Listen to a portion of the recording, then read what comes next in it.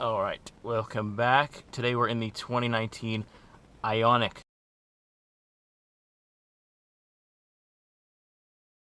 The first one. So not the Ioniq 5 and definitely not the Ioniq 6 because it's not out yet.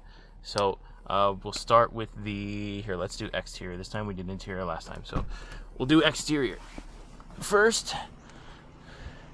So exterior, you've probably seen a couple of these on the roads. It's not a Prius, and it's also not a the Toyota one. Is that Prius? Anyways, so you got your normal Hyundai badge in the front with no grille, so there's no air intake at all. You have air vents on the side and some fog lights on the bottom, which aren't on because I think they only come on at night and in the middle of the day here. So you have your nice little aero wheels, kind of like the Tesla, how you have these little things on the side here that kind of help aerodynamics. And these are they real vents? Yes, they are real vents. The real vent check is good.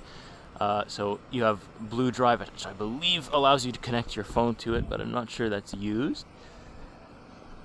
So yeah, the front styling is a bit different from this guy right here, which we may or may not film later on. But they're the same year, just one's gas powered and one's electric. So that's great. So we'll come around to the side here. I'll just show you the rear really quick. So you see it says Ioniq, just like the ones that you'll see probably newer on the road today. I know the Ioniq 6 is coming out, but this is just the plain old Ioniq. And it's still good. You have kind of like a... It definitely has its... I don't want to call it a Prius because it's not that. It definitely isn't that. And you can see that there's no exhaust at all in the back either. And here in Quebec we get green license plates when our car is fully electric. So that's pretty much it for the exterior. There's nothing crazy. This isn't a gas port, it's a charge port. And you can get, I don't know if you can see it from here, but you can get a charge port on the wall. You plug it right in, and it's just like your normal EV. To me, this car is very much ahead of the game. It was out in 2019, and it does everything that the new 2020s, 2021s do. So before we get into the drive, I just want to say a lot of you that watch the videos aren't subscribed, so we're going to take a drive. And before we do that, hit the subscribe button. It helps me out tremendously. I get more opportunities the more you subscribe, so we'll say it like that. Okay, before I forget, let's do quick rear seat test. That's my guy right there. He's the owner. We are in the rear view. So you see the seats have kind of like a hexagonal look to them. Interesting. It's not leather, it's cloth, but it's super comfortable anyways. And you have this standard thing that pulls down here with your cup holders. Very nice, and a nice rear view thing too. It's kind of got like a split. It's not a spoiler in the back, is it? What? Like this part here. Yes. It is, eh? Yeah, okay, good. So I was right. Okay, it is a spoiler. And you also have your vents here, which are nice. So I got room, 5'11", a lot of headspace. It doesn't actually slope back. I think the Ioniq 5 actually slopes back a little bit more than this guy does. So I like the headspace. Very nice. Trunk, really quick as well. It's a button on the bottom of the Hyundai logo, and you have your backup camera right there. And then you have 2 level storage. Okay, I didn't even know that. Okay. There's like a little thing to cover your stuff. Oh, and it's automatic too. Don't you love that? Back, yeah. That's cool. Okay, so it's a pullback. So you pull it like this, and then it comes back, and obviously the seats go down. But it's a nice cargo space for the size of the vehicle. You can it really is a haul. It really is an all-in-one, and it saves you money. Yeah, I like this trunk too. And I think this is just the... Yeah, underneath we have the... underneath thing. Yeah, a tire mobility kit. Okay, so it's not actually... Kit, and I don't know what the fuck that is, but... It's an extra... Tire mobility kit's like one of the ones that you fill, so there's no spare tire. Okay, no, interesting. And it's... It came with this then, which I'm assuming it's the charger thing. Oh, okay, yeah. It's the wall outlet. No, I think it's the adapter to plug it in anywhere. Yeah. So you have the wall outlet and you have... Like, yeah, okay, the yeah. stations. Yeah, okay, yeah, the Ioniq 5 comes with that too. Okay, cool. So there you go. That's the trunk space. Okay, coming to the interior, you can see it's got the D shape just like my 2018 Hyundai, which is very cool. very nice for long trips. You can hold your hands right here. You have your shifting paddles, which control your regenerative braking. You can, you'll see it when I drive the car. So the left paddle is for more, the right is for less. You have your climate control, and all your settings are in your main cluster. So here you can see the 160 kilometers. If you turn it off, you can see it bumps right up. So again, it's just a quick example of what we talked about in the video. So when it's on, you have your, when the air conditioner is on, climate control, heated seats, I'm sure affect it too. There's no heated or cooled seats, but you do have heated steering wheel, which is super important in the winter. And obviously your heated seats. No rear heated seats. I feel like the last rear heated seat Hyundai that I drove was like either the top end, like Hyundai Santa Fe, or the low end 2015. My 2015 Elantra had rear heated seats. Crazy. And it wasn't even a premium model. Nuts. But anyways, I'm sure that if you maybe go up in trim, you'll find that it has rear heated seats. I don't know, I feel like it's just rare now. Even the Teslas, you have to pay for it to get it. So you have your climate control is automatic, right? Yes, it's automatic climate control. It'll turn on when you turn it on. Yeah, okay. You can turn it off too. Okay, yeah. So okay, no. So it's actually it's not dual climate control like the Sonata. So this is just your basic climate control. If you know how to use it in the Elantra, you know how to use it in the Ioniq. No difference.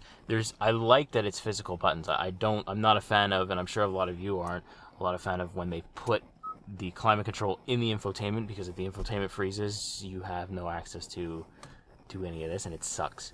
So good job Hyundai again for not doing that. You have your two 12-volt adapters, USB. So this car does come with Android Auto, Apple CarPlay, Sirius XM radio. You have this little EV button too, which will show you your nearby charging stations, your energy info, and your range in miles. But I'm sure you can change that in the settings, no problemo.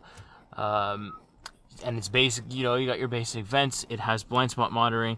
It doesn't have lane keep assist. It doesn't have front forward collision, nothing like that. It's a 2019, so it wasn't really like standard then, like it kind of is now. So I'm sure the new Ioniq 6 will have it.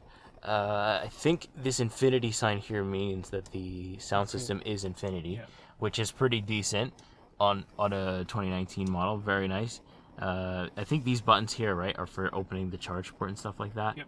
Yeah, so you have you can adjust there for your display brightness. You can bring it down, bring it up. You have your drive selector here, which is Eco Sport and normal. So we have, what do we have in here? Just a nice little storage with, is this USB? Yes, it is. Another USB storage, just like the Sonata. This is your push parking brake. So push in, pull up to put on, and push to turn off. And what else? I think that's pretty much it for the interior. So we will take it for a drive next. Okay, so now we're gonna drive the thing. It's rear view cameras. It does the same thing as my car, and probably most of the current gen Elantras, where you see the thing that goes backwards like that. I'm looking for like a thing, and it's not there. So yeah, it's all button. The transmission is all button, and it's got 1 foot driving like your normal electric car does. The Ioniq 5 probably brakes a bit harder. The only thing I have to compare it to is the Tesla and the Ioniq 5 anyway, so. But yeah, I can feel it already with just the one. So you have paddle shifters here that kind of adjust the regenerative braking. Same thing, Tesla doesn't have that. I forget how Tesla manages that. Completely forgot, it's been so long. But the Ioniq 5 does the exact same thing. It brakes really heavy in the front end. I don't really feel it in the rear at all, which is nice. But it does take getting used to. Like, I'm only on level 1. But it's actually, here, let me put it to, I'll put it to 3 just to see what it does to me. This is my first ever time driving the Ioniq. I've driven the 5, didn't get to film it because it was at a dealer, so I didn't want to. Okay, I see. So if I, okay. Well, it does come to a full stop by itself, right? Or does it creep? No. It creeps by itself? It creeps. Okay. Like you'll go like 10. Okay, yeah. That's what it is. Okay. So, okay. Overall, it's really smooth. Probably about as smooth. But then again, the Ioniq 5 is like an SUV / crossover type thing. So you probably get a little bit more smooth in the Ioniq 5, but this is still really smooth for an electric vehicle.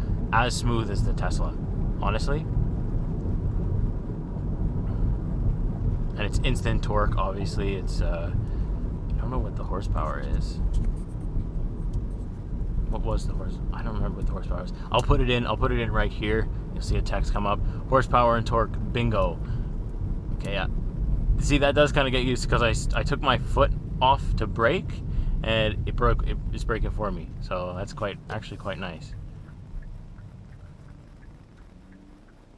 So this one, yeah, I can feel it coming to like a creep, and then I have to put my foot on the brake. Why? Okay, anyways, we got great drivers out here in the Quebec area. We love them very much. Okay. So, now I'm gonna change this to drive mode. So, you have, this is sport, and then it's just sport and eco, right? There's no smart. Sport, eco, and normal. Okay, so just like the standard ones. Sport, you could feel the throttle, and my foot got a little bit heavier, and I'm sure the brake does too. And it's just the front end. I think this is, I believe it's rear wheel drive, but again, if I'm wrong, you're correct. This is kind of like an on-the-spot thing, so I had no time to do any type of research. I just kind of got in and drove the thing. So I think it is rear. It is rear. I could feel it in my back. That's usually how you tell. But yeah, the power is actually like super good. Yeah, just hit the pedal. Yeah, like fast. Okay. It's so fast. Yeah. Okay, so obviously it doesn't put you in your seat like the Tesla does, because it doesn't have that kind of engine where like the all-wheel Tesla has two motors in the front. This one I think only has one motor in the rear. It's not an all-wheel drive, so there's a big difference there. But I think off the line you destroy anyone. They're going to catch you in the long run, obviously. And the Ioniq 5 has a bit more of a kick, a little bit more of a kick from, like, you know, going 70 to, but it's still super fun. And face it, it's an electric vehicle, right? So your goal, I don't know, an electric vehicle, I feel like your goal is to save money on gas and the environment. I know like 8 of you will be mad that I've mentioned the environment, but it does save the environment whether you like it or not. And it saves money.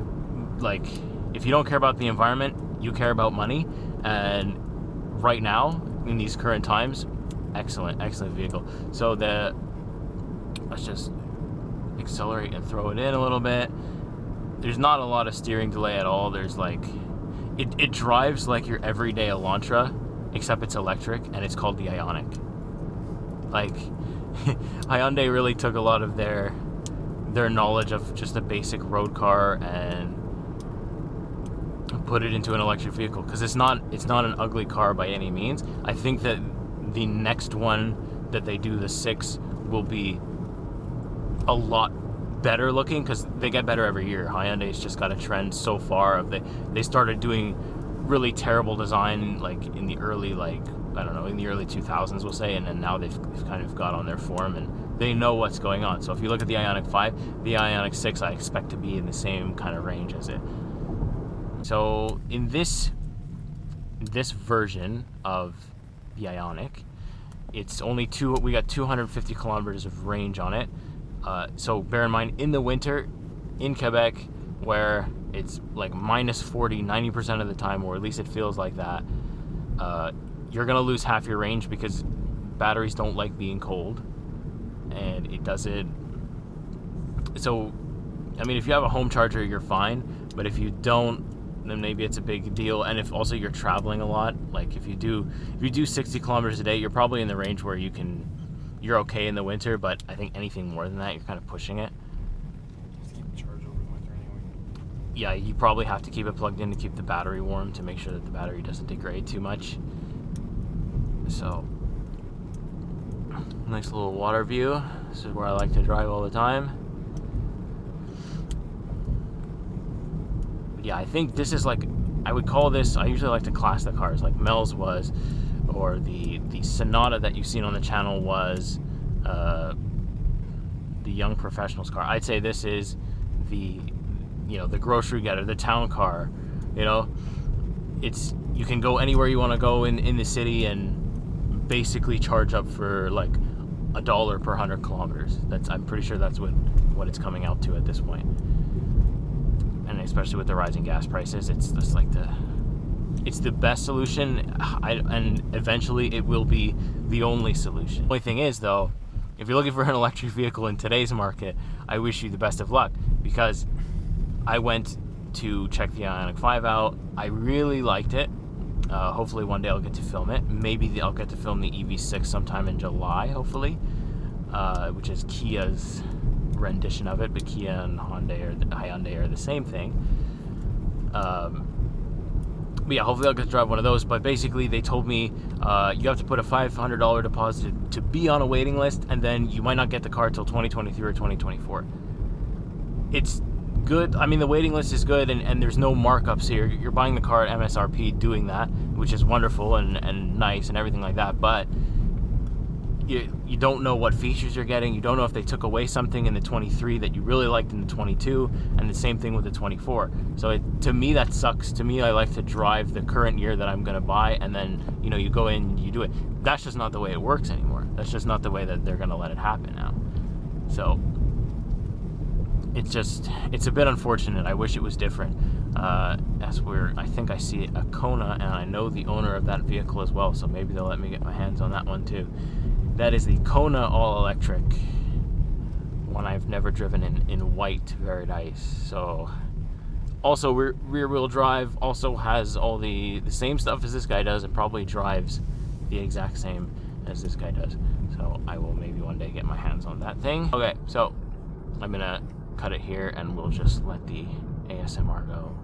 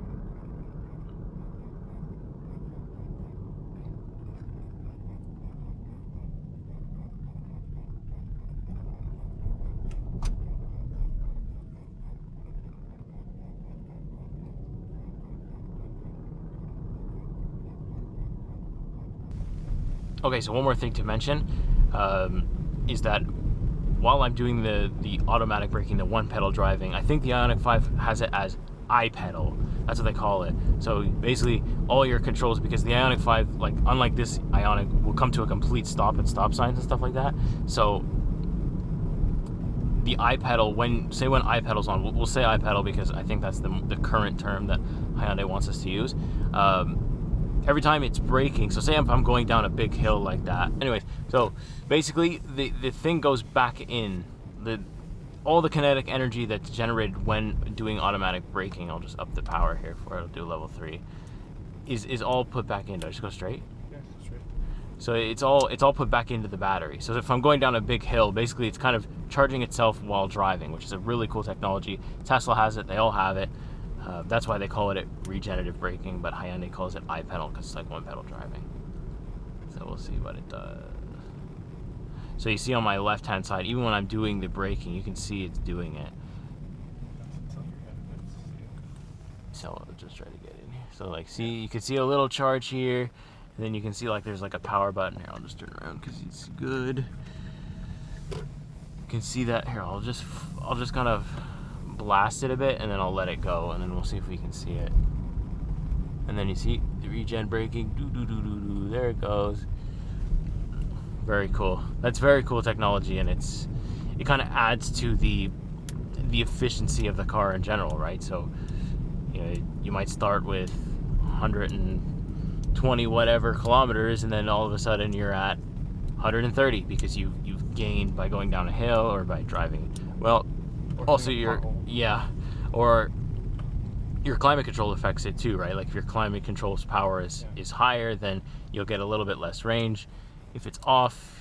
So basically, if you look at the speedometer right now, you have 160 kilometers. If we turn the AC off, it goes to 180. Oh, wow, okay, yeah. Okay, so it does affect it because obviously it's using all these electronics. It's drawing power from the battery to do all these different tasks, and you can see it in the video, right? It's a little bit, sort of. Kind of. You can see in the middle there. Well, you'll see it in the beginning anyways. I'll put it all in the beginning. The amount of kilometers. But yeah, so that'll about do it for the driving part and everything. Yeah, so pretty much good. Tried to, again, I don't have so much information on the Ioniq, but it's very similar to all the other electric vehicles out on the market right now. It's efficient. It's the best car you can get at the time, especially gas prices. I don't expect them to go down, so I would really recommend it. But yeah, so we'll park it here in its driveway, and we will say if you enjoyed, yeah, I can plug it in. But I'll do B-roll for that.